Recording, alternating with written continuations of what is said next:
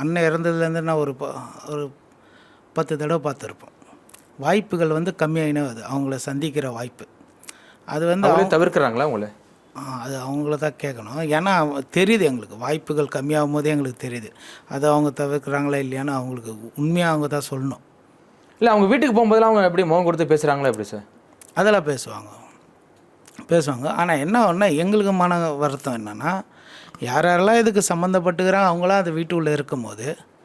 ஆனால் உங்களுக்கு தெரியுது, இப்போ வெட்ட வெளிச்சமாக தெரியுது. எல்லாருக்கும் தெரியுங்க அது, எங்களுக்குன்னு இல்லை, எல்லாருக்கும் தெரியும் அது.